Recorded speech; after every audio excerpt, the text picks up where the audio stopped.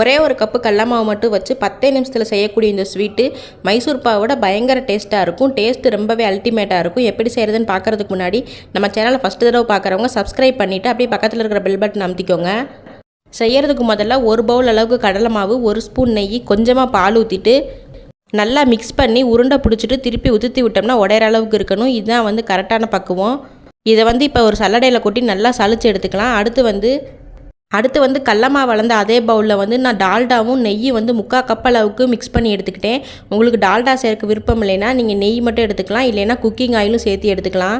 அடுப்பில் அடிகனமான பாத்திரம் ஒன்று வச்சுட்டு எடுத்து வச்சுருக்கிற டால்டா ஊற்றி நல்லா மெல்ட் ஆனதும் அடுப்பு மீடியம் ஃப்ளேமில் வச்சுட்டு எடுத்து வச்சுருக்கிற கடலை மாவை கொட்டி கைவிடாமல் 5 நிமிஷம் மிக்ஸ் பண்ணி எடுத்தோம்னா கலர் சேஞ்ச் ஆகி வந்துடும். இப்போ பக்கத்தில் அதை மாற்றி வச்சுட்டு அதே அடுப்பில் இன்னொரு பாத்திரம் வச்சுட்டு அதில் 1 கப் சர்க்கரை, 1/2 கப் தண்ணி சேர்த்து நல்லா பிசு பிசுன்னு வந்ததுக்கப்புறம் நம்ம கரைச்சி வச்சுருக்கிற கடலை மாவையும் உள்ளே ஊற்றிட்டு நல்லா கைவிடாமல் மிக்ஸ் பண்ணோம்னா கொஞ்சம் கெட்டியாகி வந்துடும்.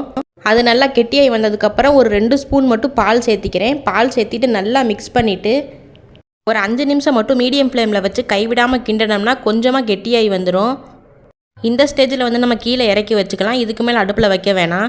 இப்போ செட் பண்ணுறதுக்கு ஒரு பாத்திரத்தில் நல்லா நெய் தடவிட்டு நம்ம செஞ்சு வச்சுருக்கிற கலவையை உள்ளே ஊற்றி ஒரு 2 மணி நேரம் நல்லா செட் ஆக விட்டுறலாம்.